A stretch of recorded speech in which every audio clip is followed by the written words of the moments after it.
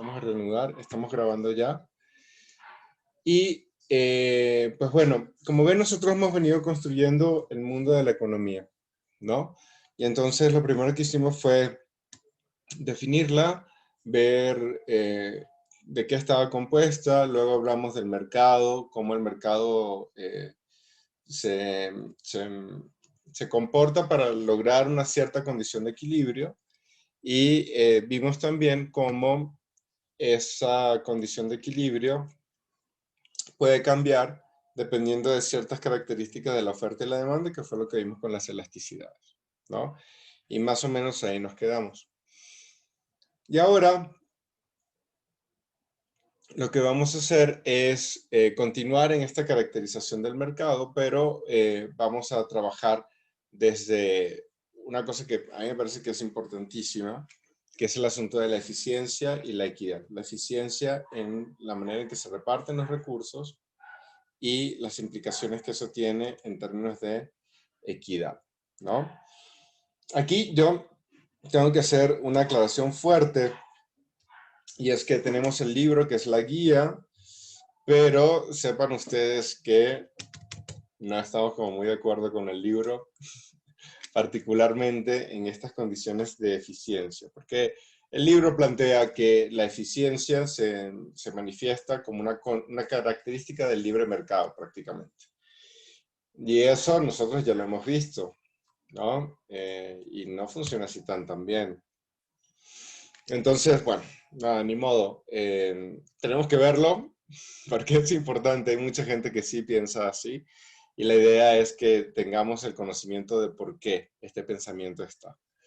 Pero vamos a ser críticas y críticos alrededor de esto. No nos creamos tanto, porque hay alternativas a la visión que se plantea acá, y porque implementar esas alternativas puede ser socialmente muy beneficioso. Entonces, empecemos, ¿no? En la agenda tenemos esto, ¿no? Primero, los métodos de asignación de recursos. ¿Cuáles son las distintas posibilidades para que podamos distribuir los recursos? Recuerden que en parte la economía está preocupada por saber cómo se distribuyen los recursos entre las personas, ¿no? En la sociedad. Y entonces, bueno, pues hay varias formas de hacer eso. Luego hablaremos de la demanda y de la oferta. Y ahí vamos a entender lo que significa el beneficio marginal y el costo marginal. El beneficio asociado más a la demanda y el costo más a la oferta. Porque caracterizando estas dos, nosotros vamos a poder ver un tipo de eficiencia que sí puede ocurrir si se cumplen las condiciones de mercado competitivo. Y finalmente vamos a hablar un poco de justicia en ese mercado competitivo. ¿Qué significa? Es como la agenda que tenemos, ¿sí? Entonces, empecemos. Miren, los métodos de asignación de recursos es la manera en la que nosotros vamos a decidir quién tiene qué. Y para eso, pues, tenemos distintas alternativas, ¿sí?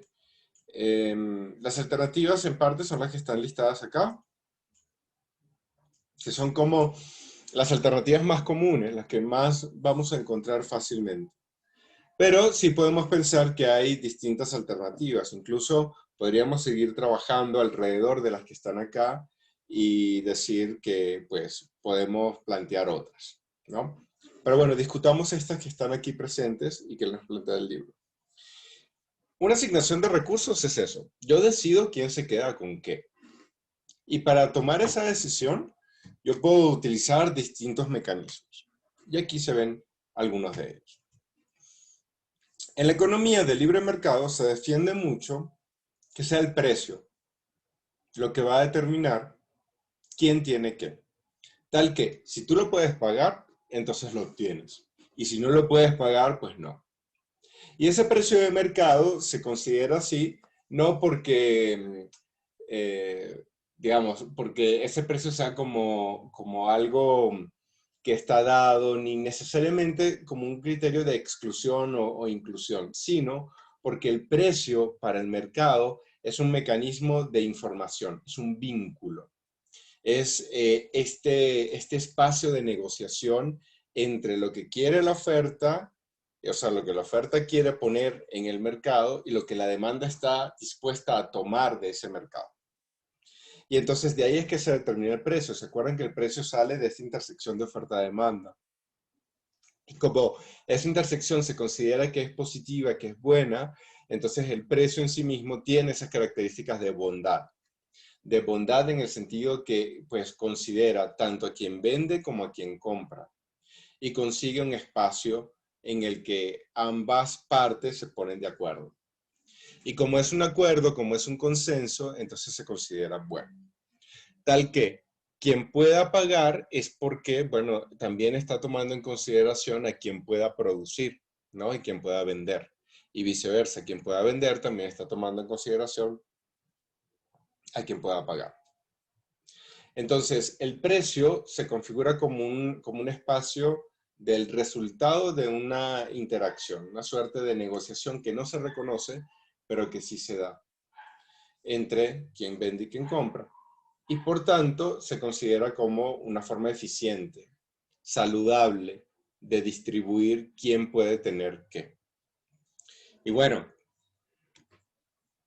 si tú no lo puedes pagar, pues digo, está bien, o sea, pero lo que plantea la gente que defiende el precio como una forma de asignar recursos es por qué tendría quien está vendiendo que asumir la pérdida en su trabajo por el hecho de que tú no puedas pagar.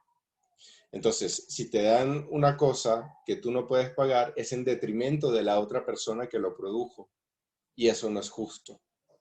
Entonces, bueno, pues ni modo. Como hay que considerar ambas partes, pues quien lo puede pagar lo tiene y quien no lo puede pagar no lo tiene. Y ya. Si tú quieres venderle a más gente, entonces genera otro proceso donde disminuyes tus costos tal que más gente pueda acceder a los precios que tú estás planteando. Y eso, por tanto, como viene de una negociación, se considera bueno. ¿Está claro por qué el precio de mercado es una forma de asignar recursos?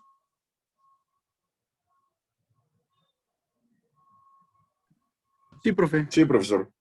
Sí, profesor. Entonces, bueno, digamos, por ahí van los tiros, pero bueno, igual podríamos decir, ok, bien, si yo estoy comprando camisas en Zara o en Hugo Boss o Armani, qué sé yo, de estas marcas así, pues a mí no me importa que haya gente que no las pueda comprar, honestamente, ¿no?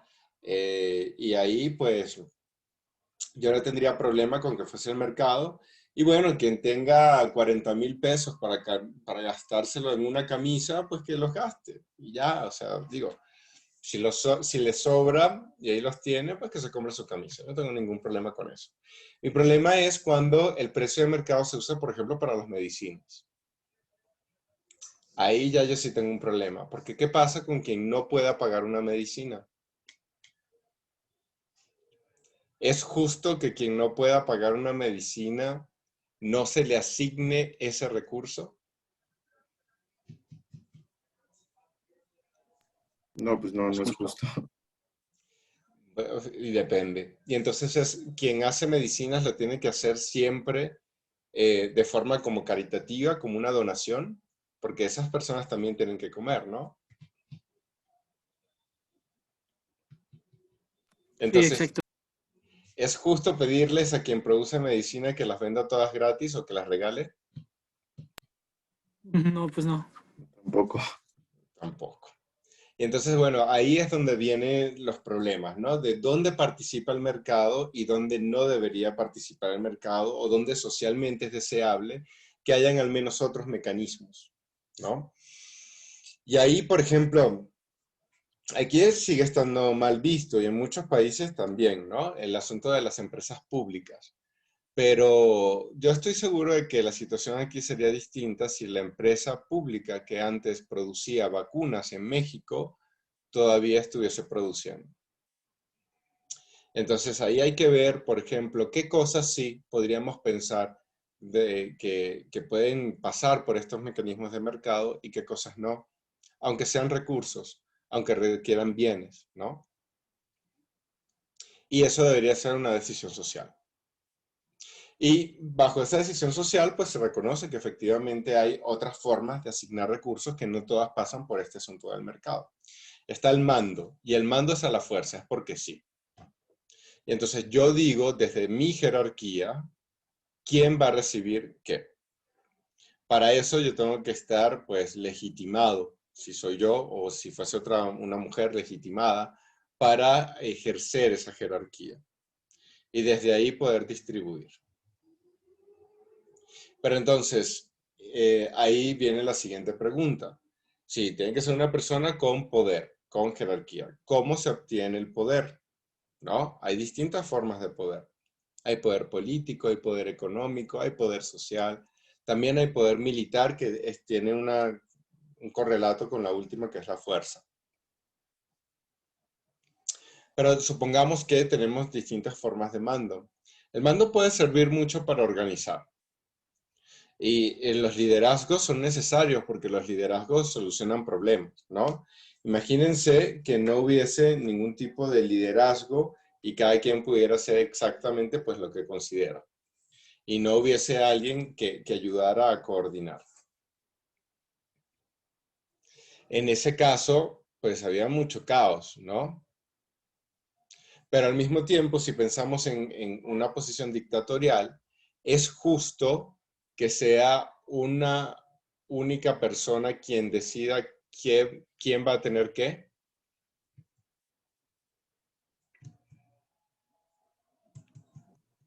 No, profesor.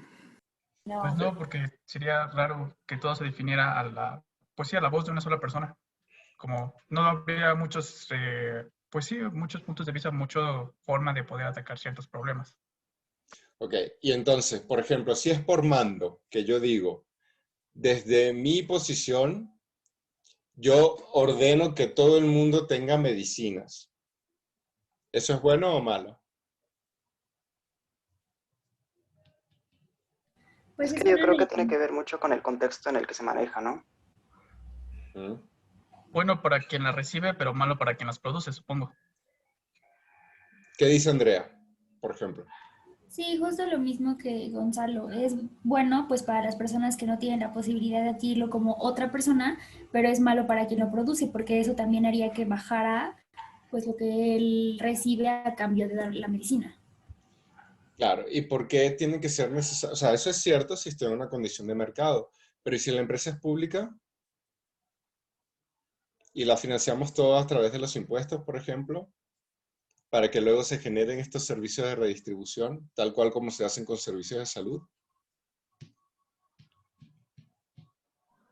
Pues ahí sí se aplicaría lo de la mayoría, ¿no? Ver si realmente, si todos ponemos el dinero ahí, bueno, ver si realmente todos coincidimos con la idea de que es lo justo y que es lo correcto. Porque, bueno, nosotros a lo mejor aquí 40 personas o 30 podemos decir eso, pero a lo mejor otras 70 no. Exacto.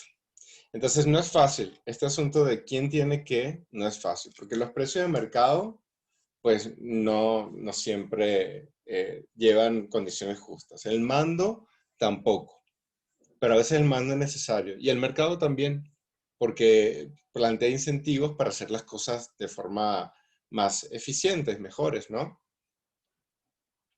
Pero ninguno soluciona. Y si nos vamos con la regla de mayoría y todo fuese por votación, ¿no? Por ejemplo, supongamos que ahora vamos a asignar distintos recursos. Y un recurso que ahora está siendo muy, muy importante es, pues, la movilidad, por ejemplo, ¿no? O la capacidad de trabajar. Y entonces se han dado cuenta que ahora con el asunto de la pandemia han aparecido distintos colectivos que pues defienden su derecho al trabajo. Y yo tengo amigos que trabajan en gimnasios que decían que, bueno, que defendían que abrieran los gimnasios porque también era su trabajo. Y muchas personas que perdieron su trabajo porque son meseras, ¿no? O personas que trabajaban eso, haciendo conciertos y que ahora todos los lugares están cerrados, ¿no? Y no pueden trabajar. Entonces, supongamos que nosotros pusiéramos la disposición de estos recursos que tenemos para permitir que se trabaje o no, con la regla de la mayoría y hiciéramos una votación. ¿Sería eso la mejor forma de asignar estos recursos? ¿O más allá, que nosotros hiciéramos una votación para saber quién se va a vacunar? ¿O qué colectivos se van a vacunar? Porque las vacunas ahora es un recurso escaso. ¿Eso es justo?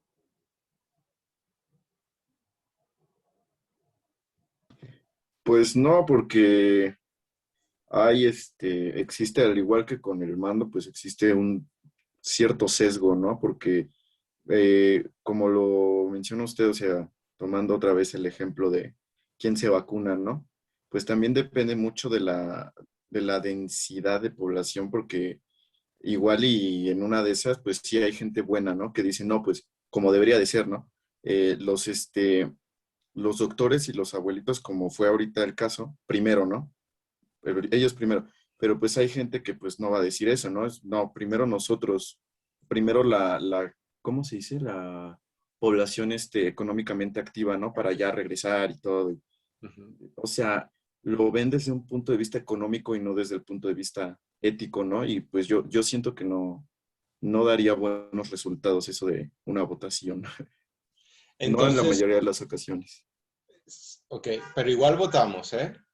Bueno, yo aquí no voto porque soy extranjero y no tengo derechos políticos, pero sí voto, ¿no? Voto. Y entonces cuando uno vota, pues ahí viene también un cierto programa que va a distribuir recursos. Por ejemplo, en España, cuando hubo el cambio del PSOE, que es el partido que tiene una ideología un poco más de izquierda, hacia el PP, que es un partido que tiene una ideología un poco más de derecha, aunque todo ahora está debatido, ¿no? Pero bueno, para decirlo como muy simple, ahí hubo una votación implícita, porque esos gobiernos iban a asignar recursos de forma muy distinta a salud y educación.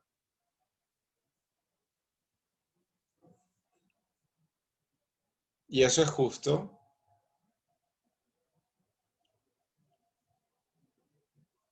No, pues no, no lo es. Y entonces, ¿qué hacemos? ¿Qué sería lo justo? ¿Que fuese por mando y lo hiciera el rey de España en su condición de regente?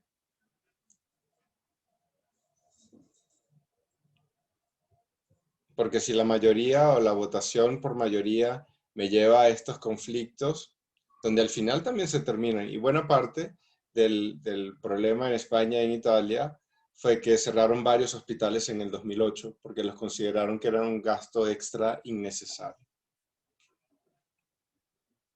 Y se redujo mucho los presupuestos de salud y educación por la crisis.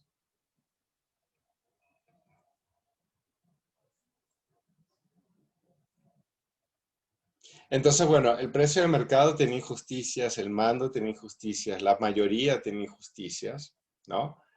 Y aún así, el precio de mercado sirve, el mando sirve y la mayoría sirve. Esos son los problemas que nos enfrentamos cuando hacemos economía y pensamos en forma redistributiva. Por eso es que esta clase es tan importante, porque yo creo que vale mucho la pena reflexionar. Tadeo. Bueno, yo creo que hasta el momento, por lo que hemos visto, ningún método es 100% equitativo, ¿no? Ningún método es 100% ético, ni tampoco va a beneficiar a todos. Más bien yo creo que tenemos que acoplarnos al que, pues en el contexto en el que nos encontremos y pues hacer que funcione, ¿no? Porque hasta el momento, o hay alguno, o sea, yo pregunto, si hay alguno que sea 100% benéfico para todos y sea muy justo para todos. Capaz la lotería, ¿no? Y entonces hacemos un listado de todas las personas que están en México y al azar escogemos quién se vacuna y quién no. ¿Cómo ves, Tadeo? Pues sí, si hablamos de que va a ser justo, de que a todos les va a tocar los mismos boletos, todos van a tener la misma oportunidad y la misma, ahora sí que la misma oportunidad de ganar, pues yo creo que sí hay más justicia, ¿no? Pero si hablamos ya de que, pues como una lotería de las que se manejan actualmente, que el que compra más boletos tiene más posibilidad que ganar que la otra persona, pues ya deja de ser justo, ¿no? Pero pensemos en el primer caso, Tadeo, donde cada quien tiene un boleto y solo uno, ¿no? O un ticket, ¿no? Entonces, es justo que, por ejemplo, yo que afortunadamente no he pisado un lugar COVID, ¿no? Esté vacunado porque salí en la lotería y que un médico neumólogo se dice aquí, que atiende gente, o una enfermera o una médica intensivista no se vacune. Jorge. Sí, profesor. Pues yo creo que el problema aquí es el sistema capitalista en realidad, ¿no? Saber a las personas como matrículas y no como personas. Yo creo que ese es el punto centro que ocasiona que haya, pues sí, un punto de vista favorable y otro que no lo sea en realidad. Y entonces, ¿cómo nos organizamos? Porque el asunto es que no, ahora mismo, ¿no? Y las vacunas sirven. No hay vacunas para toda la población. Y tenemos que decidir cómo vamos a asignar los recursos. La otra es que sea por concurso. Y en el concurso lo que va a pasar es que pues, las personas que están como más capacitadas para cierta función, pues serán premiadas con el recurso. Por ejemplo, que las personas que tienen más capacidades para ser socialmente productivas, como quienes están quienes forman parte del personal de salud, pues sean quienes tengan la vacuna. Y entonces esa es otra forma. Rosa. Bueno, yo conforme a la que he estado diciendo, la asignación de recursos, o en este caso, en el primer caso, sería Sí. tener en cuenta esta cuestión de equidad, ¿no? Repartir incluso cualquier recurso conforme a lo que se merece o a las condiciones por las que se encuentre. Y hablo no solamente en este caso de cuestión salud, por ejemplo, en un salario sería justo que si yo trabajo más, se me pagara más y no simplemente por el hecho de que no sé, soy amigo de cierto participante más dominante o que tenga mayor, pues sí, mayor dominio, mayor poder frente a alguien más. Entonces, creo que es muy válido tener en cuenta la cuestión de equidad, que incluso yo la relaciono mucho con ser incluso más humanista a una realidad. Entonces, era solo lo que quería decir. No, está muy bien, Rosa, porque ahí está el discurso del mérito, ¿no? Y es cierto, hay cosas que tienen mérito. Pero, ¿qué cree? Hay dos tipos de doctores, ¿no? Están los doctores que salvan vidas, ¿no? Que están ahí con COVID. Y estamos los otros doctores, ¿no? Que un amigo dice que más bien lo que hacemos es echarlas a perder, particularmente si somos economistas, ¿no? Porque ya saben, ¿no? Y yo, bueno, afortunadamente no soy economista. Pero bueno, que están estos dos. ¿Qué doctor es más útil para la sociedad y tiene más mérito? Porque esos doctores que están allá también pasan 14 años antes de meterse en el hospital. Y uno, para tener el grado de este grado de doctorado, también son más o menos como 14 años de formación. ¿Quién debe ganar más? Porque El que salva una vida, tal vez. el que salva una vida, ok. Pero resulta que si tú planteas un modelo económico que sea desastroso, muchas vidas se van a poner en riesgo. Y recuerden que yo vengo de Venezuela. Y les puedo decir que la falta de previsión en los modelos sociales tiene un impacto brutal, ya no en una vida, sino en muchas vidas a la vez. ¿Cómo decidimos socialmente qué tiene más mérito? Diego. Es que, bueno, yo considero que es como, es bastante subjetiva la pregunta porque el para qué, o más bien dependería de la situación, para que sea más útil o en determinado momento un doctor como usted o un doctor médico, ¿no? O sea, porque sí estamos de acuerdo, los doctores, los médicos salvan vidas, curan enfermedades, pero los doctores como usted, profesor, enseñan, preparan para el trabajo, tienen conocimiento. Entonces, dependiendo ya, yo creo que sí es como una pregunta muy buena, pero también siento que es bastante subjetiva, porque dependiendo de la situación, se es bueno el doctor, en estos casos, pues el doctor, los médicos sí son primordiales, y en otros casos a lo mejor sería más, un poco más importantes los doctores como usted. O en ningún caso pareciera que fuésemos ni los unos ni los otros, ¿no? O sea, la verdad es que es difícil ponerlos en relación. Si a mí me preguntan, yo digo que ellos, honestamente, ¿eh? Porque yo no tengo la sangre para poder atender a una persona que está en necesidad. De verdad que no lo podría hacer. Y yo sí valoro el trabajo médico de una forma muy, muy fuerte, ¿no?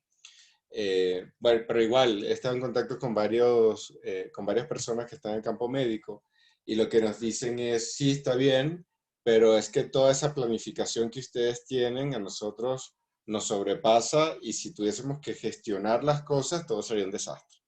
Eso piensan ellos también, ¿no? Y ellos. Entonces, difícil. Pero de cualquier manera, mira, ni hay que preguntarse, porque, o sea, ¿ustedes quién creen que gana más? Esos doctores como yo y mis otros colegas, o Messi. Messi. ¿Cuántas vidas y qué tanto enseña Messi? Yo no digo que no se esfuerce, ¿eh? Seguramente se esfuerza. Y es una persona muy talentosa. Pero él tiene más recursos. ¿Y eso es socialmente bueno? Lo que pasa es que vamos a decir que Messi tiene ciertas características personales que lo hicieron un superdotado del fútbol. Y que por tanto, por esas características personales de superdotado de fútbol, él merece que se le asignen más recursos socialmente. Y eso es bueno.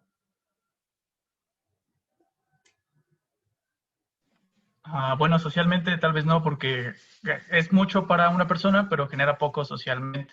A lo mejor en términos de mercado, como en el fútbol, a lo mejor pues puede generar lo que gana, pero socialmente es como que pues no le aportas nada a la sociedad. Bueno, le porta felicidad. O sea, de verdad que ustedes no han visto los bares cómo se ponen cuando está jugando Messi. Están llenos. Y la gente compra chelas y se reúne y tal. Y eso no es importante. Tener ese espacio de esparcimiento, Luis.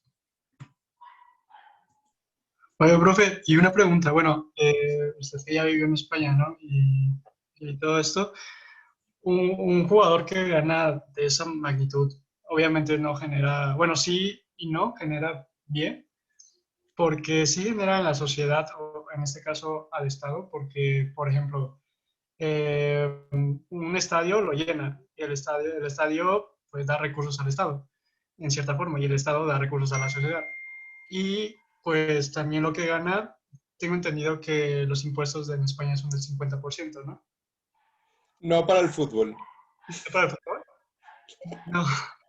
Ah, bueno, entonces, no, entonces sí El que hay fútbol mucho. paga mucho, se considera una actividad deportiva y cultural de alto nivel y entonces tiene subsidios. No Ah, sé si bueno, lo entonces, cambiaron, ¿eh? No sé si lo cambiaron recientemente, pero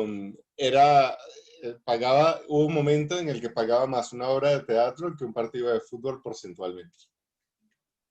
no, entonces sí cambia mucho, porque es que esa era mi duda, o sea, pues si gana tanto, pues le quitan 50% de sus ganancias y eso se le va al Estado. Pero en Bueno, cierta forma, ¿no? Y han tenido, en la prensa salió, la otra vez leí en El País, que Messi tenía problemas con Hacienda en España, ¿eh? no, Porque bueno, una cosa es que tengas que pagar y otra cosa es que pagues, ¿no? sí, No bueno, sí. sé, no sé en qué quedó, no sé si efectivamente fue un malentendido y él sí estaba cumpliendo o no. Pero ese ya es Bueno, otro asunto. El pero, asunto pero, es que, bueno, bueno, sí, se puede llegar a pagarse el 50% de impuestos, eso es cierto. Aquí en México también la carga impositiva no es menor, lo que pasa es que el nivel de evasión es mayor. pero yo pago alrededor de 35% de impuestos de mi salario. Y me parece bien, honestamente. Yo creo que es lo que corresponde. Pero bueno, igual yo te puedo asegurar con la mano en el fuego hirviendo que mi 35% no representa el 35% de Messi. ¿Eh? ¿Por qué? ¿Quién es más importante? ¿El médico que salva vidas o Messi? Porque a Messi se le da más. Tiene características personales muy particulares, ¿no? Diego. Es que yo más bien siento que Messi tiene eh, características particulares para cierto sector de la población que lastimosamente es enorme y que anteponen el fútbol, en este caso, a temas muchísimo más importantes como lo pueden ser los temas médicos, políticos, económicos. Y digo, no está mal, ¿no? O sea, cada quien eh, pues percibe la realidad de maneras diferentes, pero pues por este tipo de cosas pasa, este, pasa lo que pasa, ¿no? Y Messi gana un montón, y Cristiano Ronaldo gana un montón, y los que usted me diga, ¿no? Hasta el futbolista más chafa gana una la nota, ¿no? Y pues igual y los doctores o los profesores eh, ¿O ustedes que están estudiando? o nosotros mismos, pues sí, se ve el nivel, ¿no? O sea, se ve una brecha enorme. O sea, está súper inflado el mercado del fútbol, el ambiente. Sí, pero así es. Y entonces, mira, yo creo que lo mejor será pues irnos a la fuerza. Nos encadenamos alrededor de los estadios y no permitimos que la gente ni pase, ni entre, ni salga. Y les exigimos en combo toda la gente de la universidad, digamos, junta, que devuelvan ese dinero para el beneficio social. Y usamos la fuerza, porque eso es más justo a que se lo queden ellos. ¿Verdad, Luis? Sí, profe. Bueno, ya complementando la idea, yo creo que no solo es el fútbol, porque se da cuenta también muchos deportes están muy, muy bien pagados. O sea, el boxeo genera demasiado, demasiado dinero, el basquetbol, el fútbol americano, generan demasiado dinero. Pero yo creo que eso ya es cuestión también de la demanda que tiene, ¿no? O sea, la sociedad prefiere el fútbol, bueno, el deporte o el boxeo, antes que, no sé, ver otras cosas que le dejarían más conocimientos. Entonces ya entra este brecho de oferta-demanda. Si me están dando mucha demanda para que deporte, pues yo les ofrezco más deporte y a los deportistas pues les pago más o algo así. Puede ser, pero el deporte es muy, muy bueno, ¿eh? Mi vida cambió desde que empecé a hacer deporte. Yo creo que es de las mejores decisiones que he tomado. Diego. Y de hecho, bueno, nada más para terminar de complementar aquí el comentario del compañero Luis, Sí. como él menciona, no solo es el deporte, también es la música. Porque, por ejemplo, por poner así artistas, Justin Bieber, Ariana Grande, o sea, ellos ya no son personas, ya su nombre ya es una marca y como tal se venden, ¿no? Y son artistas así súper, súper, súper grandes, pero también son comerciales, o sea, son artistas muy comerciales y venden su imagen y venden su marca. Y como hay mucha gente que los idolatra y que les gusta la música que hacen y todo lo demás, por eso es tan estratosférica la cantidad que ganan, ¿no? O sea, yo me imagino que también ese es un factor bastante importante. Es cierto, pasa también con la música y la música es una cosa preciosa. De hecho, o sea, imagínense la pandemia sin tener nada que ver ni escuchar, sin series, sin música, sin nada. ¿Qué hubiese sido nuestra salud mental? ¿Y cómo hacemos para hacer esas megaproducciones si no las cobramos? Entonces, sí habrá que dedicarles recursos a ellos también, ¿no?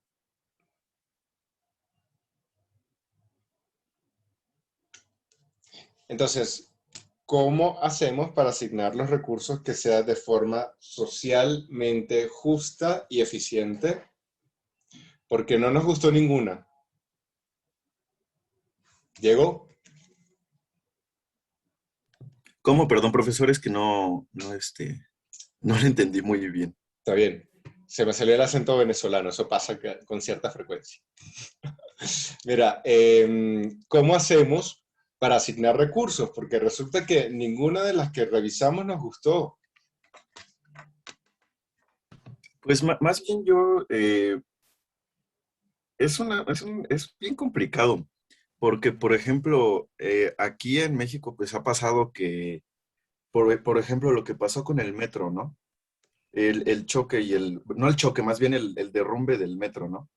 Eh, es un tema bien polarizado porque, pues, los políticos no viajan en metro, ¿no? Los políticos no sienten lo que es tener que salir sin que, pues sin saber si vas a regresar y quién se iba a imaginar que se iba a caer el metro, ¿no? O sea, ¿en qué cabeza cabe que en 8 años o más no pudieron hacer nada? Entonces yo más bien siento que esta asignación de recursos tendría que pasar como por una, no sé, algún tipo de junta en el que no solamente estén las personas así poderosas, ¿no? O sea, también que estuvieran así, pues, como personas como nosotros, que estuvieran ahí, que tuvieran como decisión lo que en la vida va a pasar, porque pues, lamentablemente los intereses, por lo menos aquí en México, responden a muy pocas personas, ¿no? Pero sería lo ideal, o sea, tanto en que ellos, o sea, porque nosotros pues, sí entendemos que ellos se rigen bajo el hacer más, ¿no? El capital, sacar el mayor beneficio posible, pero pues también que ellos entendieran nuestra situación, ¿no? O sea, que vieran los problemas día a día y de asignación de recursos, el tema es bastante, ilustra bastante la situación, porque se ve que los recursos no se ve que haya una correcta distribución, ¿no? O sea, sigue habiendo inseguridad, siguen habiendo problemas como los del metro, como los de transporte público, o sea, hay muchísimas cosas que no van, ¿no? Y ese es el punto, porque incluso, mira, eso que tú pides, al menos parcialmente, está dado por el Estado y se logra a través de la regla de la mayoría, por la votación, ¿no? Porque esas personas que están ahí decidiendo, pues fueron votadas. Y aún así, Diego, y aún así, es cierto que pasan muchas de las cosas que tú mencionas. Y es cierto que estos ejemplos tontos que yo ponía de la fuerza, pues son esos, ejemplos tontos, porque tampoco podemos. Entonces, uno de los grandes, enormes problemas que tiene el pensamiento económico es justo pensar en cuáles son las condiciones de justicia para asignar los recursos. Porque de alguna forma, bueno, pues alguien incluso podría plantear, ¿no? Yo estaría en desacuerdo con esto, pero se podría plantear. Bueno, ¿y por qué la Ciudad de México tiene que tener un metro cuando en Chiapas hay gente que no está comiendo bien y ni siquiera tiene una escuela? Y eso si pensamos acá en México, pero bueno, las divisiones político-territoriales existen, pero el mundo es un único planeta y es uno solo. Y entonces, ¿por qué yo tendría que estar sacando petróleo en Venezuela para contaminar todo el planeta para que la gente en Venezuela tenga dinero? Si al final la contaminación del planeta es global. ¿Tiene la gente derecho sobre el Amazonas? ¿Brasil puede decidir sobre su Amazonas porque está en territorio de Brasil, aunque tiene una función global irreemplazable? Porque esos recursos están ahí y los maneja Brasil por la división política territorial y porque es un estado soberano. Pero la función que tiene la selva escapa de Brasil y los daños no están nada más en Brasil.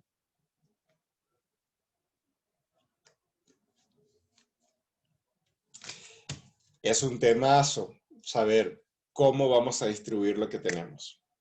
Es un gran problema. Las mejores soluciones tienden a pasar por el consenso social y considerar, pues, características de cada una de las posibilidades. Es lo mejor que se puede hacer. Y aún así, uno siempre queda insatisfecho o insatisfecha. Porque consideras todas las opciones y como decía Diego, bueno, pues hay que establecer un diálogo, ¿no? Está bien. Y en parte ese diálogo se establece por la votación. Y se supone que las personas que están en el poder tienen un grado de representación. Y actúan con voz que representa a mucha gente para poder organizarlo, ¿no? Y entonces ahí hay una correlación entre la regla de la mayoría y el mando. Y para que esto se pueda sostener, pues por supuesto que hay reglas de fuerza, porque los estados tienen fuerza. Y tienen fuerza física. Y encima dialogan con mecanismos de mercado. O sea que esto del precio de mercado como un instrumento también es útil. No siempre, porque habrá momentos en los que yo tenga que ir por concurso, por ejemplo, donde las personas más capacitadas sean quienes tengan acceso a los recursos, como es el caso de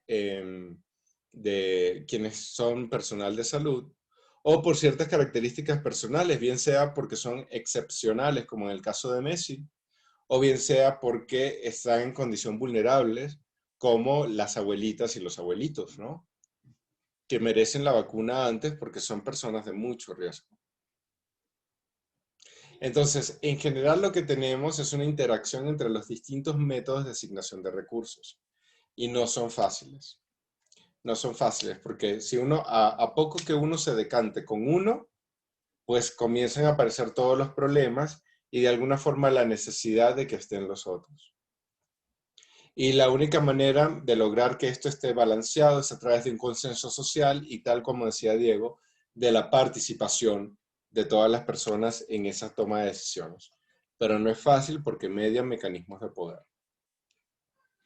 Y particularmente, desde la economía, se plantea que esos mecanismos de poder estén como supeditados a estas condiciones de mercado. Y lo que se encuentra en el libro, lo que se ve ahora, es básicamente, pues sí, rendirse completamente a estas condiciones de mercado. Que de nuevo, no es tan mal. Lo que pasa es que sí es un problema pensar que sirve para todo. Y en buena parte la economía sí está basada pensando que este mecanismo de asignación de precios a través del mercado y que eso sirva para la distribución de recursos es la forma correcta. Entonces yo me detuve aquí para mostrar las distintas alternativas porque ahora les tengo que mostrar cómo se hace en economía, en esta versión de economía, y no lo podía hacer si no teníamos un planteamiento crítico previo.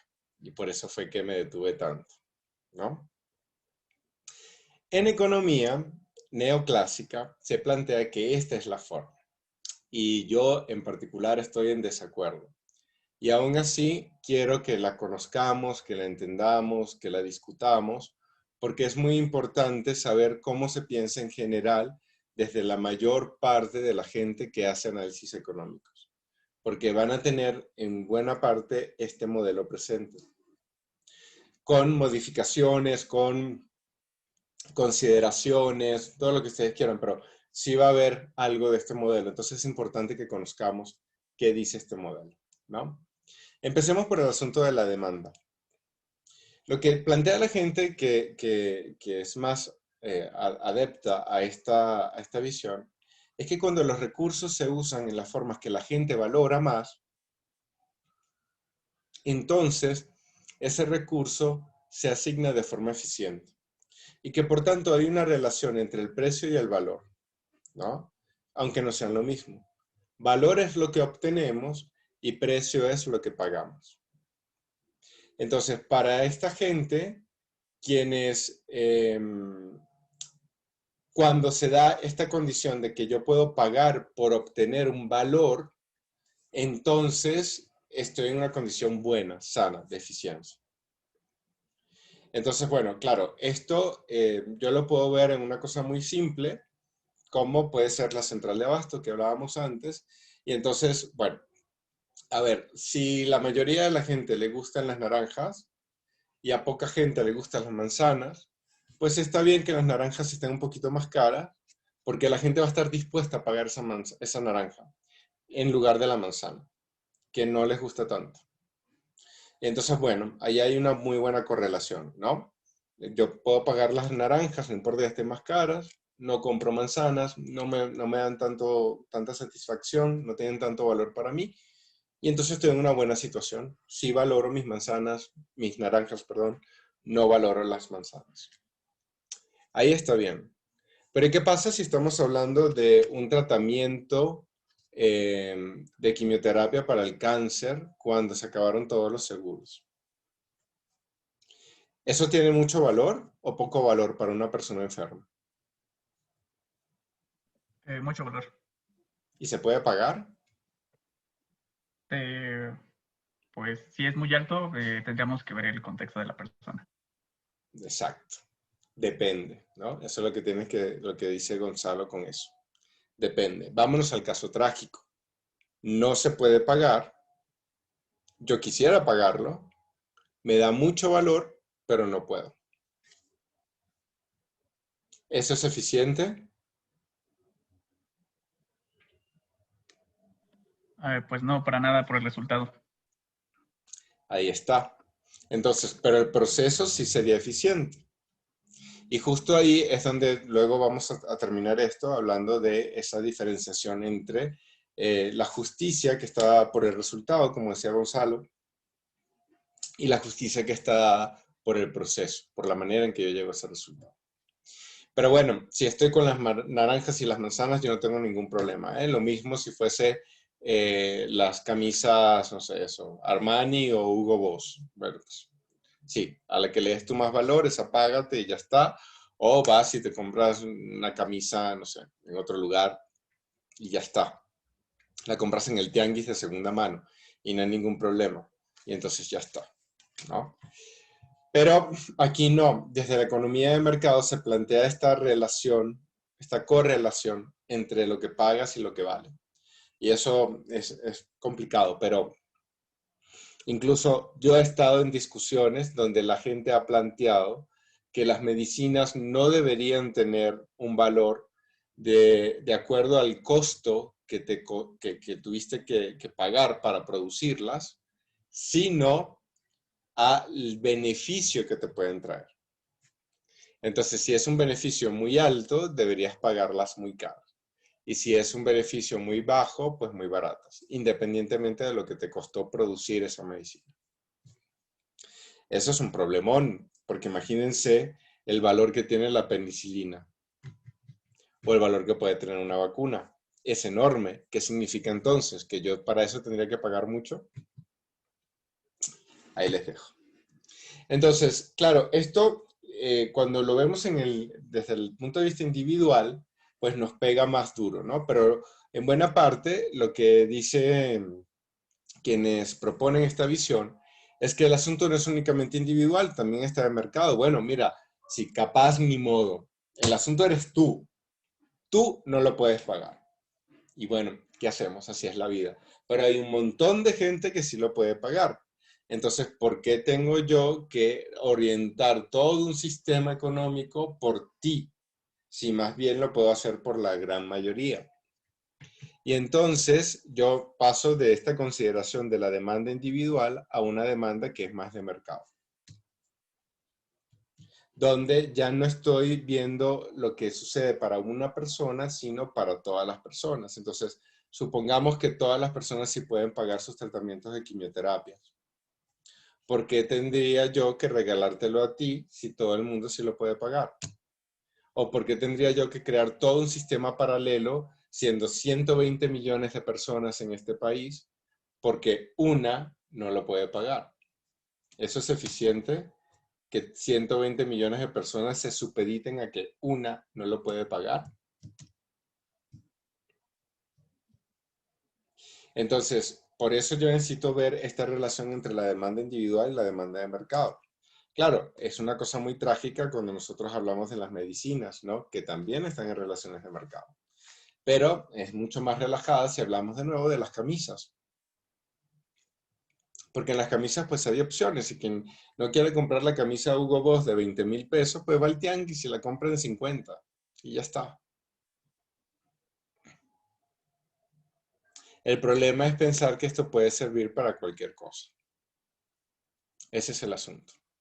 Pero si es para las camisas Hugo Boss, Armani o la del tianguis, yo no tengo problema en que pensemos en que hay una relación entre valor y precio, lo que estemos pagando, y que sí, que las demandas individuales se sumen y se agreguen hasta llegar a una demanda de mercado, que es una demanda colectiva, y quien no llegó, pues no llegó. O sea, la verdad, ¿qué más da tener una camisa Hugo Boss o la del tianguis? A mí, honestamente, me da exactamente lo mismo.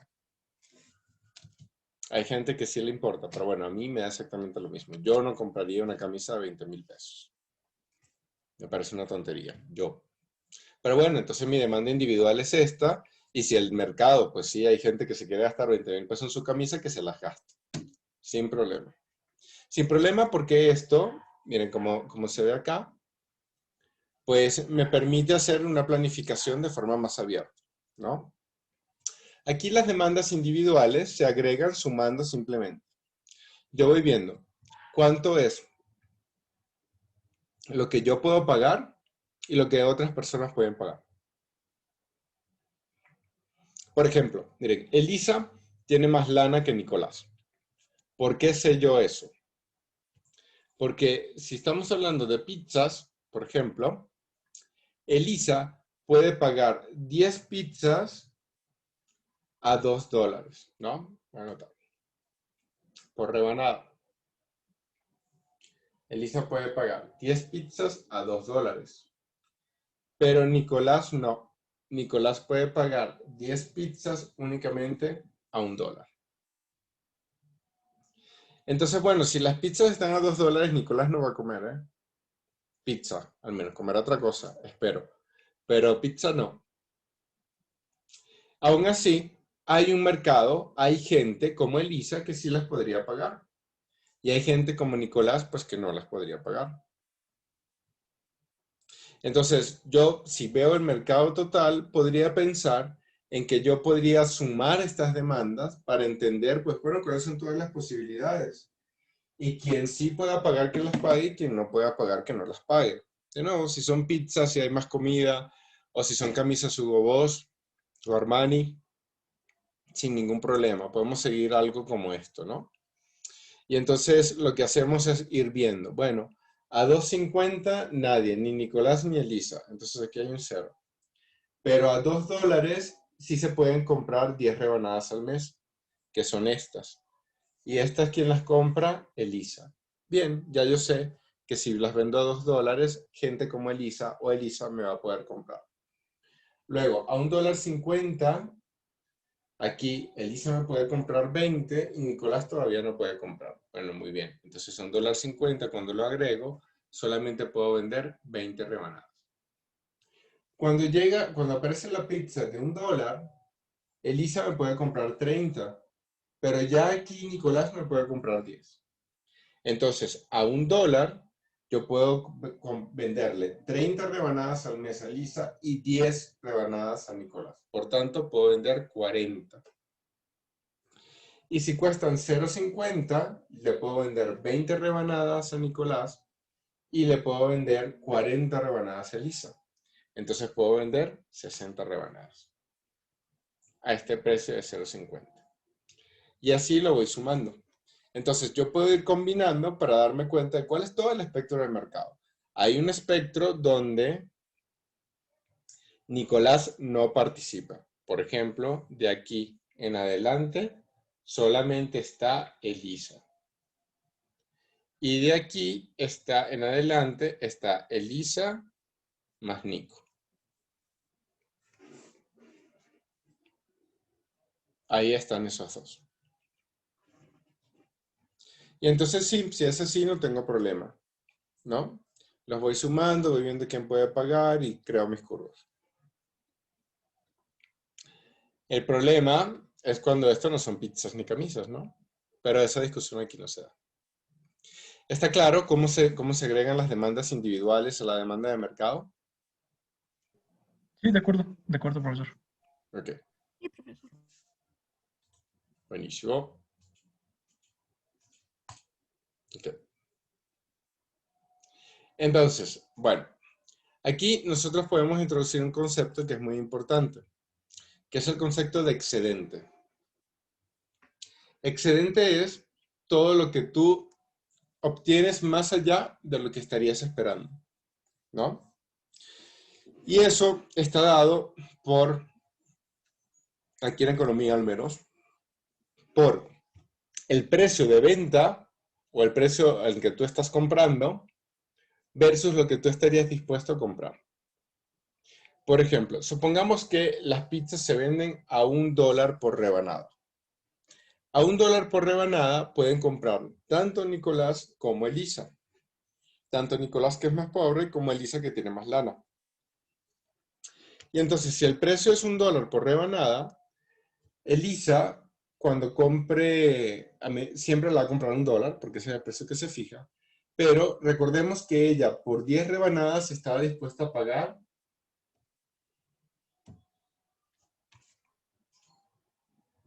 Por 10 rebanadas, ella estaba dispuesta a pagar $2. Y por 20 rebanadas, ella estaba dispuesta a pagar $1.50 por rebanada.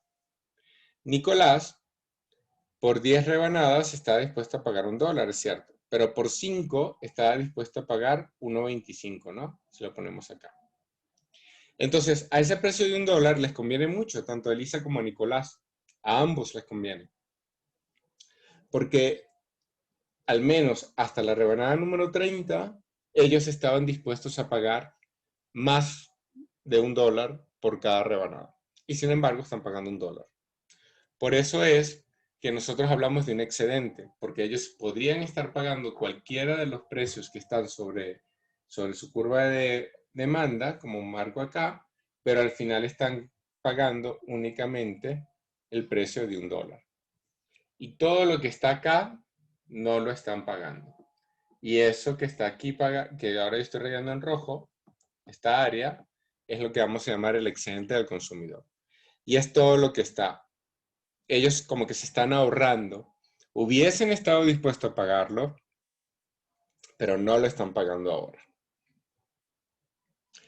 El excedente de cada persona se calcula sobre su propia curva de demanda. El excedente de todos los consumidores y consumidoras se calculan sumando estos excedentes. Y es este cuadro que está, bueno, esta figura que está acá. Que si yo hago la suma va a ser lo mismo de que esta que estoy rayando con esta. Me va a dar lo mismo que esta acá. En buena parte, lo que se dice es que cuando se alcanzan esos precios de equilibrio, estos excedentes son los más altos. Y entonces todo el mundo gana. Gana Nicolás porque puede acceder al producto, aunque su excedente sea menor. Y gana Elisa porque también puede acceder al producto y sobre todo tiene un excedente mayor. Y socialmente, pues todo el mundo gana porque aquí están tanto los excedentes de Elisa como los excedentes de Nicolás. Y en buena parte, tener un mayor nivel de excedentes significa ser, pues, más eficientes. Y eso se alcanza con la condición de equilibrio de mercado.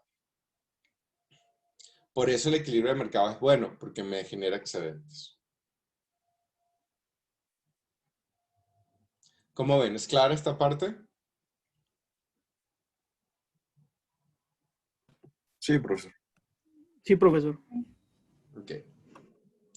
Esta es la visión de nuevo desde los precios de mercado.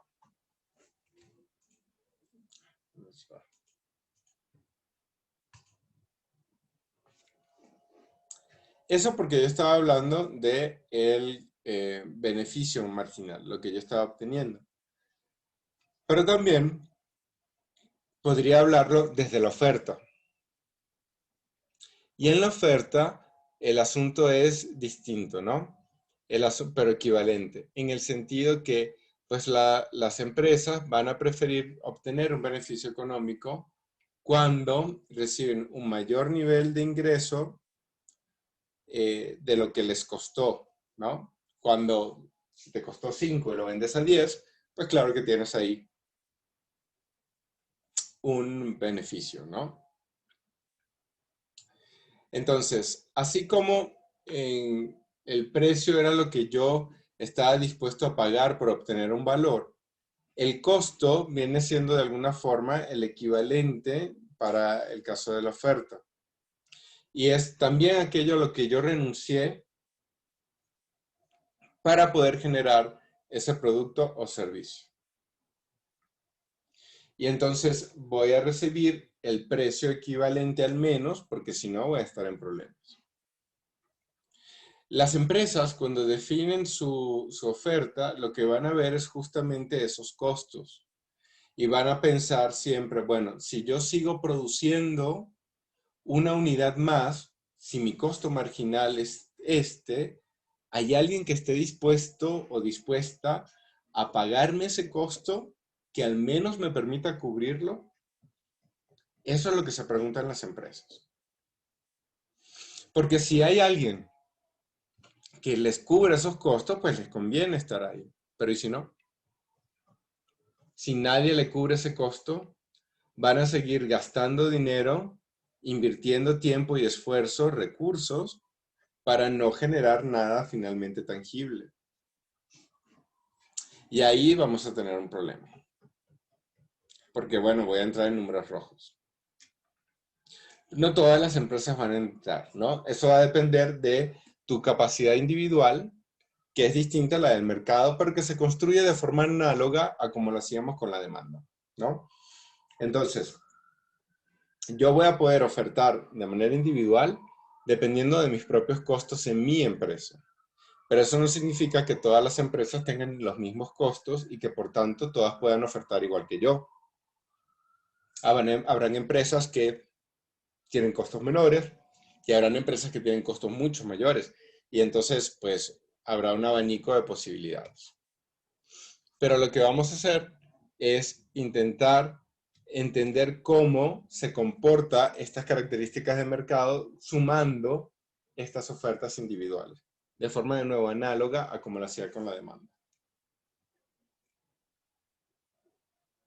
¿Es claro esto?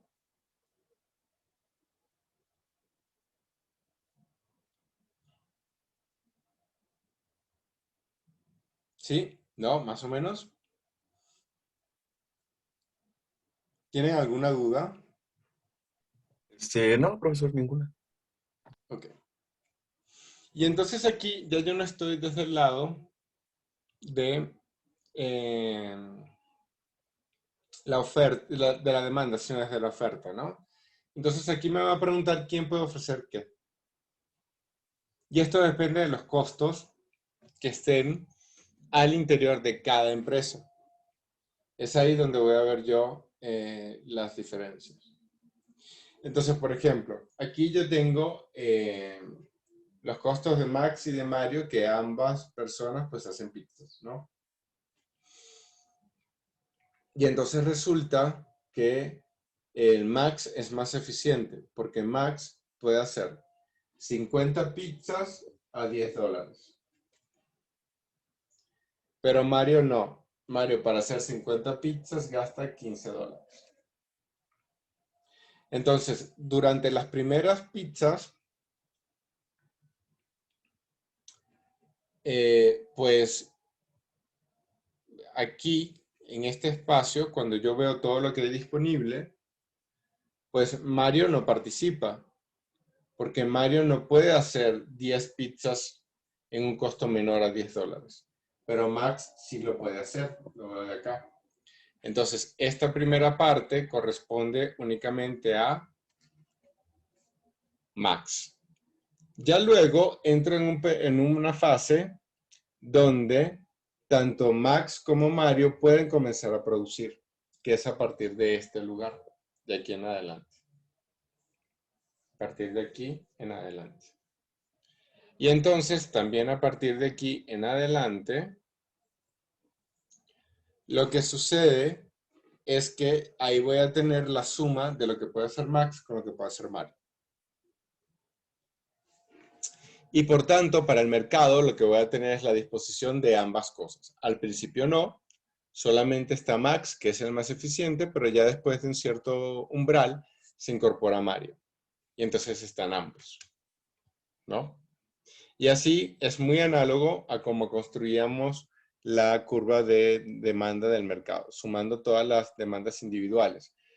Aquí es la oferta y lo que hacemos es sumar todas las ofertas individuales.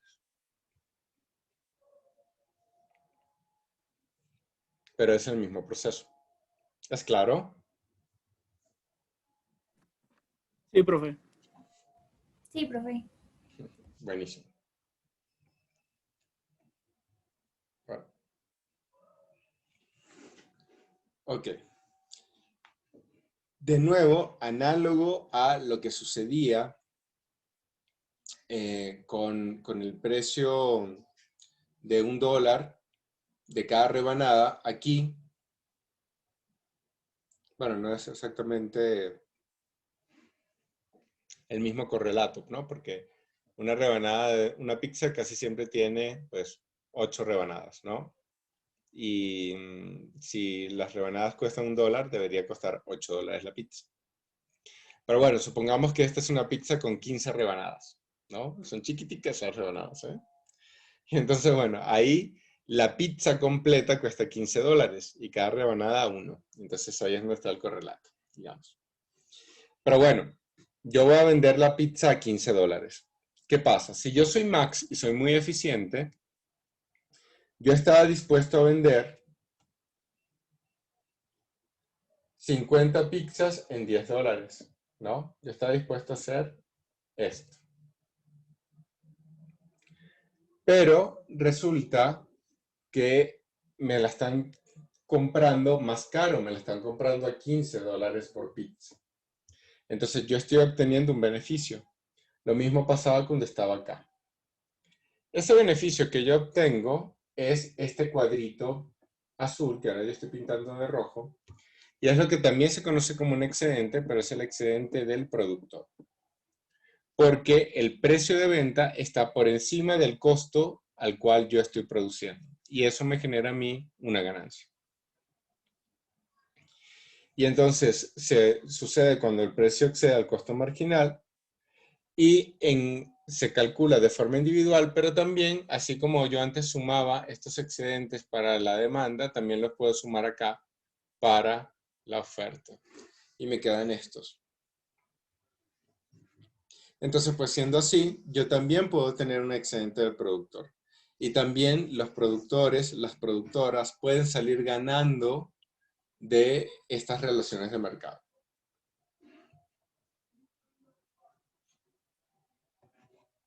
De manera que, en buena parte, cuando se tiene este discurso de eficiencia a través de los precios, lo que se está buscando es que exista el mayor nivel de excedente del consumidor o de la consumidora y al mismo tiempo el mayor nivel de excedente del productor o la productora. Y esto se da en la condición de equilibrio. Ese es el planteamiento. Por eso es que para quien defiende la asignación de recursos a través del mercado, conseguir este punto de equilibrio es tan importante, porque maximiza tanto el excedente del consumidor como el excedente del productor. Y hace que esos cuadritos, triangulitos, pues sean lo más grande posible. Y mientras más grandes sean, mejor, porque todo el mundo gana. Y eso es socialmente deseable. Claro, siempre y cuando tú estés dentro del triangulito, porque el problema está cuando tú estás aquí, ¿verdad? Y entonces ahí ya tú podrías, sin necesitar o querer consumir más, pero no puedes porque el precio que se marca pues es este. Son 15 y son 10,000. Y pues ni modo. Si llegaste, llegaste, y si no, no.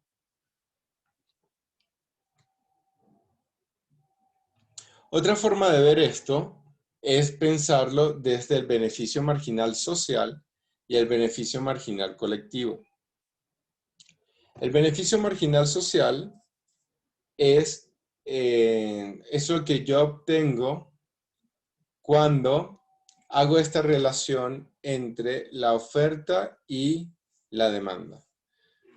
Por ejemplo, aquí en esta parte, como el precio que yo estoy teniendo está por debajo de lo que quiere, de lo que la gente estaría dispuesta a pagar y por encima de lo que la gente estaría dispuesta a recibir como pago, entonces yo tengo un beneficio marginal que es bueno, porque supera el costo marginal.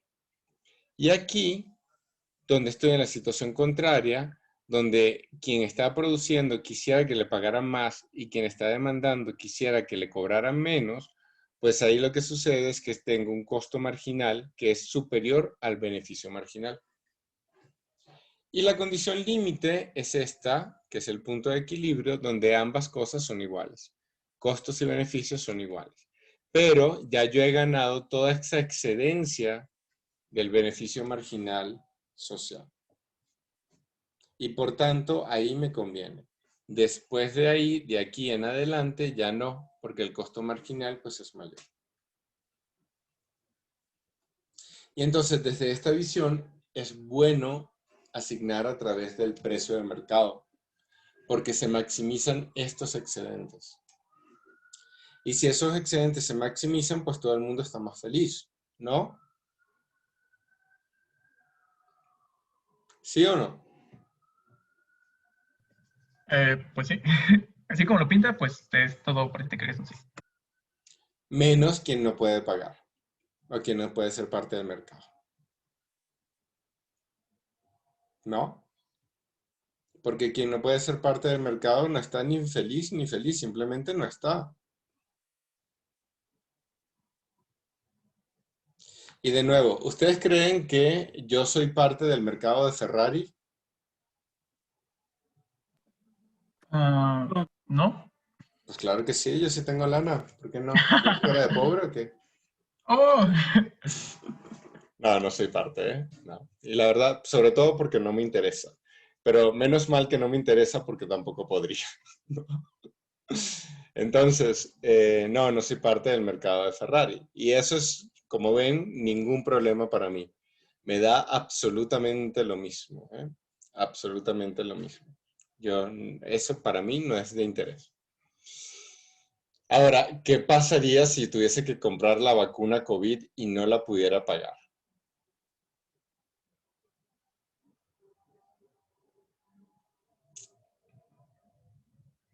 Ese sería un problema.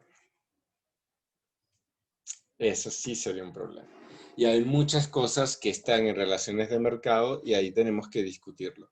Y ustedes ahí tienen también un gran nivel de influencia, porque ustedes creen que no, pero sí, sí hay formas de plantear que incluso este modelo pueda siempre acercarse más a condiciones sociales que sean más benéficas. Y entender cómo podemos plantear mecanismos, modelos de negocio, por ejemplo, que estén más orientados a que más personas puedan siempre participar, incluso si son relaciones de mercado. Y también siendo críticos y críticas a qué cosas están dentro de estas relaciones y por qué deberían estar y por qué no deberían estar. Y ahí pueden ejercer también su derecho a participar a través de distintas formas. Por ejemplo, una de ellas es votar. Y votar por lo que ustedes consideren que puede ser socialmente más productivo. Pero votar, participar. A propósito de que cerca vienen algunas elecciones, ¿eh? También hay gente que piensa lo contrario, que dice, no, participar en estos procesos electorales no es socialmente productivo. Y esa es otra decisión.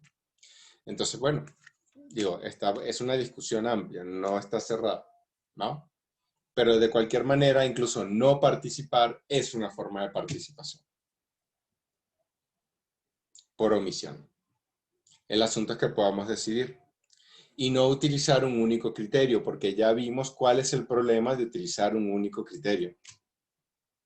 Por eso me detuve tanto al principio cuando hablamos de la asignación de recursos, porque si el criterio es único, pues los problemas sociales pueden ser muy complejos y difíciles de manejar bajo un único criterio. Y las empresas sí tienen una responsabilidad y una participación social, porque están insertas en un entramado que está dado por toda la sociedad.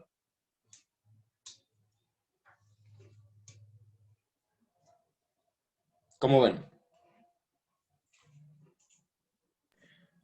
Pues, bueno, sí, en esa parte tiene razón sobre acerca de la votación. Ahora, pues nada más quedaría como siempre, ¿no? Siempre está bueno, aquí siempre vemos que el que está dispuesto y el que está dispuesto a vender y el que está dispuesto a pagar. Aquí sería como el votante que está dispuesto a votar y que queda al otro lado, ¿no? Que salga, pues eso que se busca, porque pues también es como, tengo a lo mejor un derecha y otro de derecha extremista y es como que, no hay algo un poco más hacia otro lado o hay algo más diversificado, o sea, también está tal vez esa parte o esa encrucijada que es como uno quiere votar, ya nada más es como, a veces no se está como, no encuentra a lo mejor lo que busca, pero dice, bueno, pues habrá que elegir tal vez el que sea menos peor.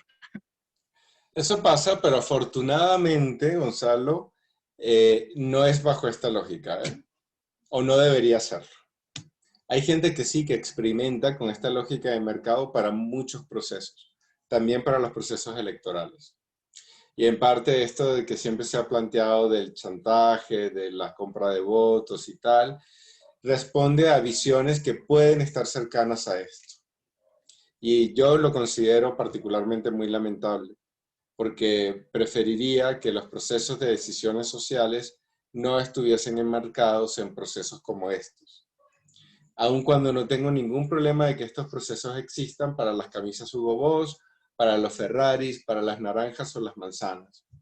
En general no me parece tanto. Bueno, con las naranjas y manzanas podría hablar, pero de las camisas y los Ferraris no me importa, honestamente. Desde el fondo de mi corazón lo puedo decir, que se manejen bajo el más crudo mercado y que se las coman como quieran, perfectamente, sin ningún problema. Mi problema son otros, cuando los llevamos a todo tipo de bienes, a todo tipo de servicios o a todo tipo de procesos, que sí pasa, Gonzalo. Pero ojalá eso no sucediera así de forma tan automática, pero sí pasa. Nosotros tenemos alternativas, porque podemos pensar, porque podemos plantear cosas, porque podemos discutir. Y eso vale la pena. Incluso conociendo esta visión. Y sabiendo que esta visión tiene un cierto nivel de utilidad para las camisas y para los Ferraris. Perfectamente. Yo creo que sí, que se puede utilizar y que es totalmente válida. Ahí. No para todo. Es lo que yo pienso, es lo que yo creo. Ustedes podrían pensar distinto y perfectamente. Aquí están las herramientas y cada quien con libertad se puede formar su propia opinión. Es parte de lo que nos toca. Pero que sepamos que hay implicaciones, ¿no? Como todas las que discutimos al inicio. Y esas implicaciones, en parte, están alrededor de cuál es nuestra consideración de justicia. Entonces, por ejemplo, cuando hablábamos del resultado, creo que eras tú, Gonzalo, ¿no? Que lo planteaba.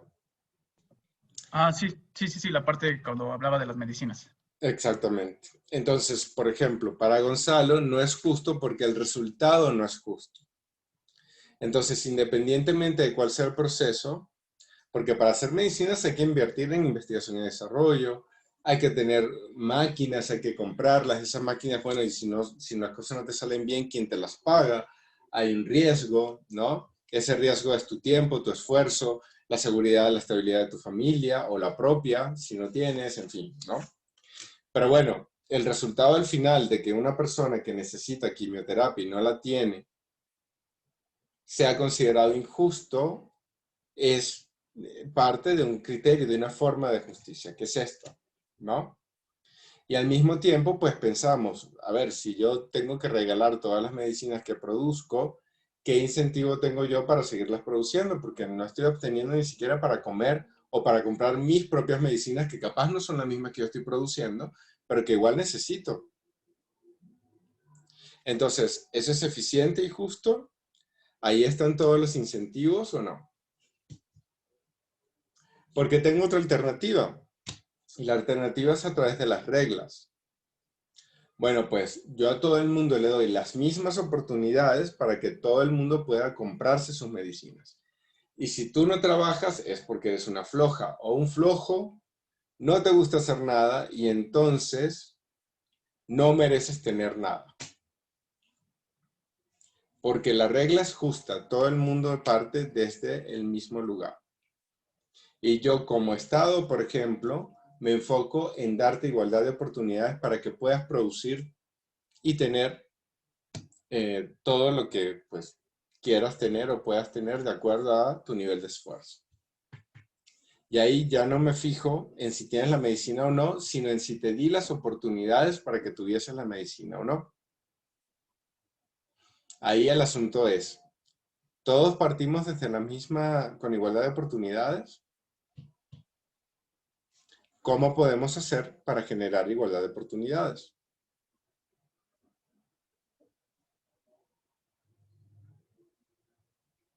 Y ese es el gran dilema. Entonces, ¿qué es más justo? ¿Un mercado o la asignación a través de un mercado por sus resultados o por sus reglas?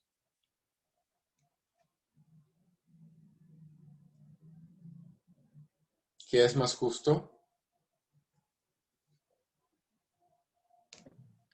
Bueno, posiblemente yo me iría más por el resultado, bueno, porque a lo mejor puedo medirlo, ¿no? La parte de cómo se está desarrollando a través de los datos que me dan esos resultados.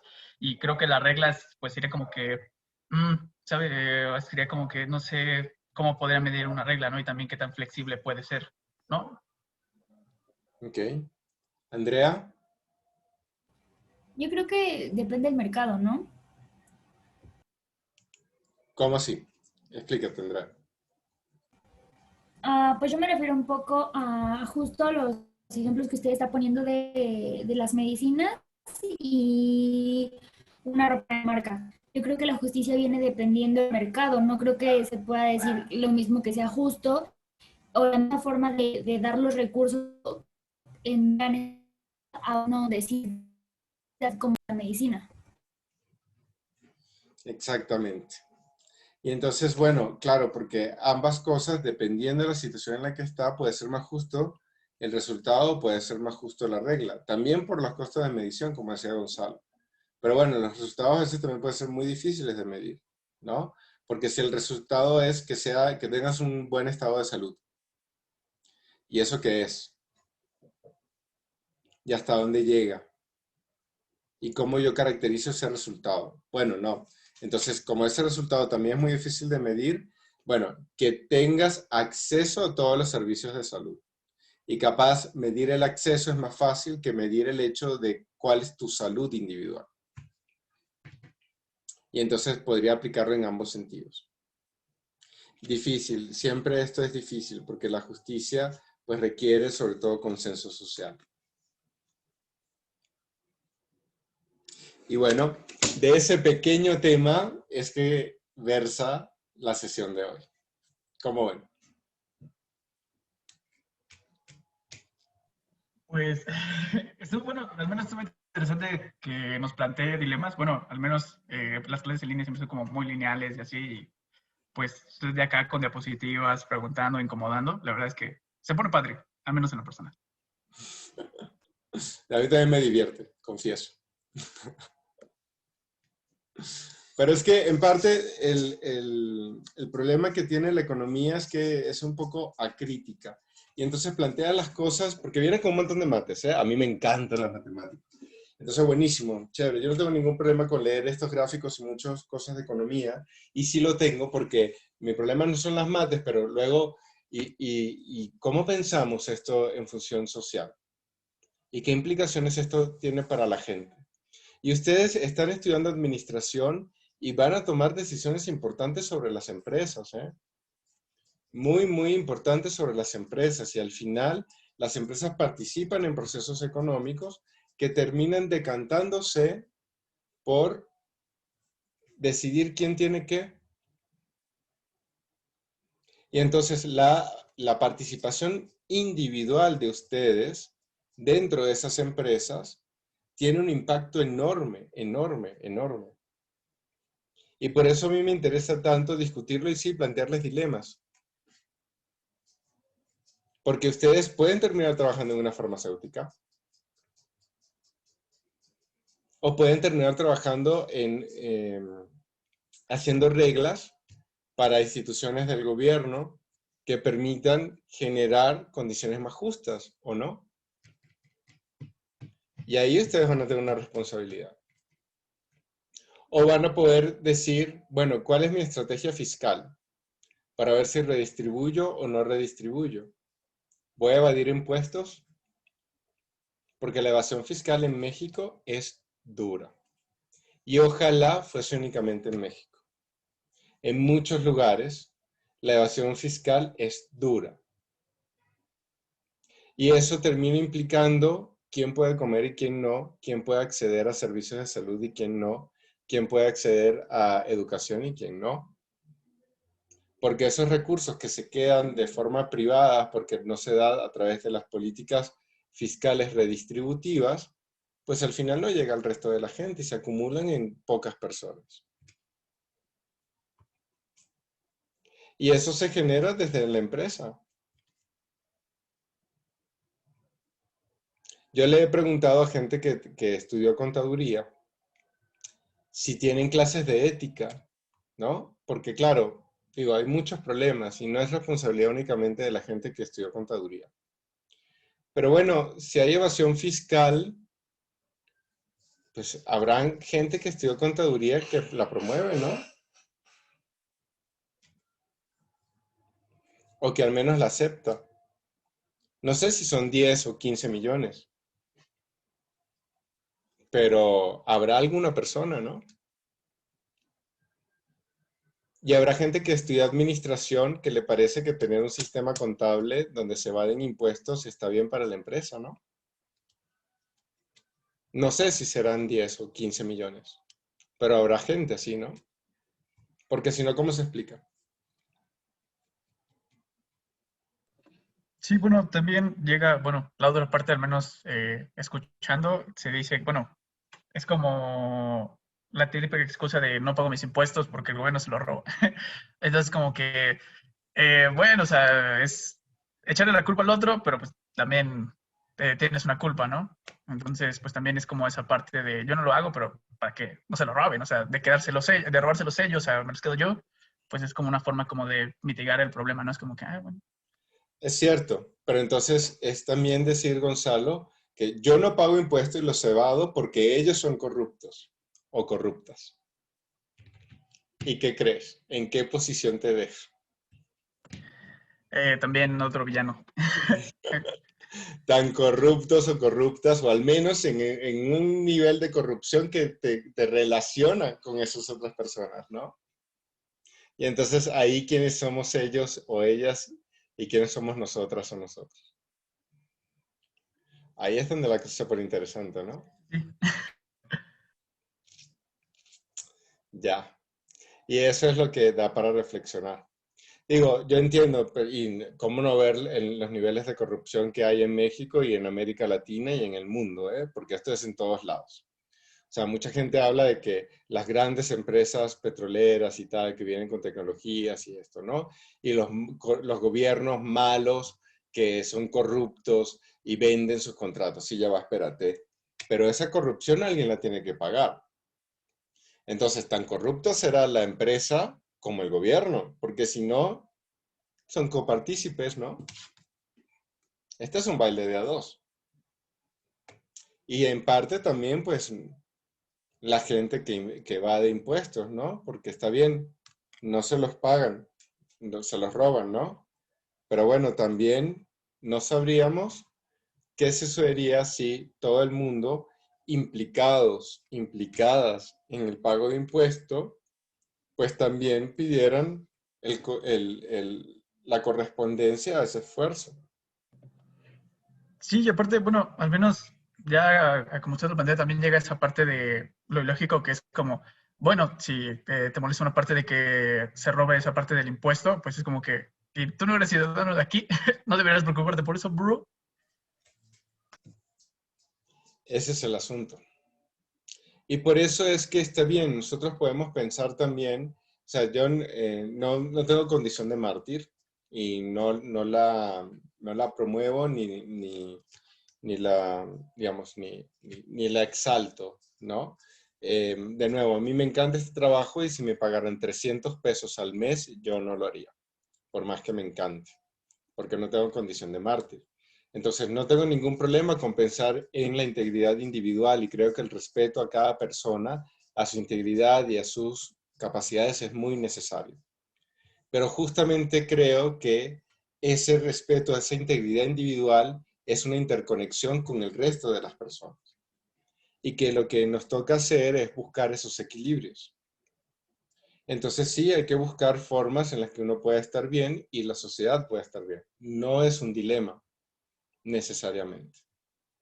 Y para eso podemos plantear alternativas. ¿Y cómo planteamos alternativas? Pues estudiamos, nos preparamos, vemos cómo podemos plantear cosas que sean más eficientes y desde ahí, pues que sea ganar-ganar, ¿no? No tiene que ser suma cero, no tiene que ser que yo gane para que el otro pierda. No tiene que ser que el peso que yo le estoy dando a Hacienda sea un peso que a mí me están quitando, ¿no? ¿Por qué? Si puede ser un peso que sume para el colectivo y que desde el colectivo se resuelvan grandes problemas. Sí, es idealista, sí lo es, sí lo es. Pero, pues, también es una alternativa, ¿no?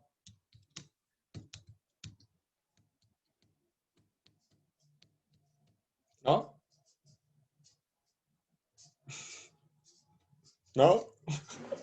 Díganme algo, por favor. No, o sea, sigue, profe, no te preocupes. Seguimos aquí. Ah, ok, está bien. No me estaba frustrando, yo dije, capaz no, y yo no lo veo, y ellos sí lo ven, ellas sí lo ven. Me Pero trabé, no. me trabé. Está bien, está bien. Digo, no es condición de mártir, ¿eh? Pero sí es pensar que las cosas que uno hace parece que no tienen efecto, pero sí lo tienen. Sí lo tienen. Y ustedes luego van a tener esa responsabilidad. Y la idea es, pues, no negar ningún conocimiento, no satanizarlo de nuevo. Todo esto que está aquí planteado como posibilidad de mercado es una posibilidad, se puede utilizar, es útil, me ayuda a tomar decisiones en ciertos casos. Pero los criterios deben ser más amplios, no solamente debe ser uno. Y no lo tenemos que tomar de manera ciega, porque tiene implicaciones.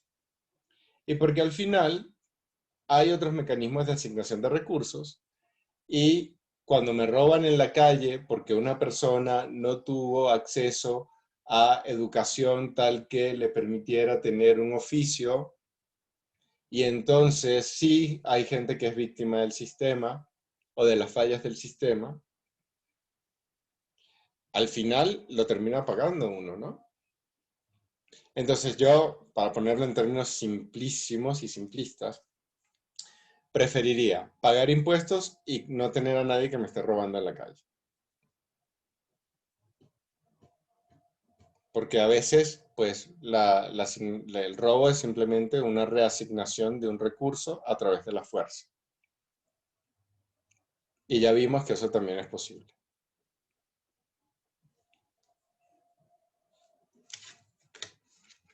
¿Tienen dudas o preguntas alrededor de esto?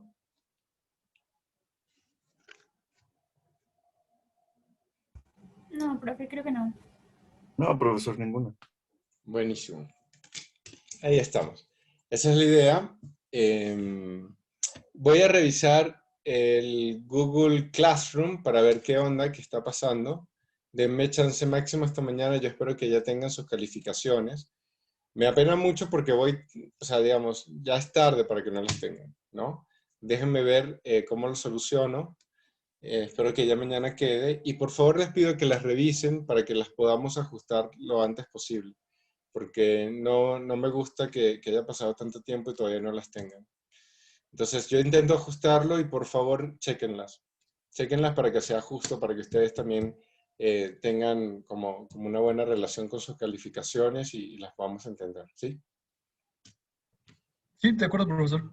Sí, profesor. Profe. Listo. Bueno, eso es, van a tener la evaluación disponible justo para que la llenen hasta la semana que viene, como siempre, y seguimos, ¿sí? Vale, sí, de acuerdo. Muy bien, Sí, está bien. eso es. Pues cuídense mucho, cualquier cosa por aquí andamos, me mandan email y estamos en contacto, ¿sí? Gracias, profe. Gracias, profesor, que esté bien.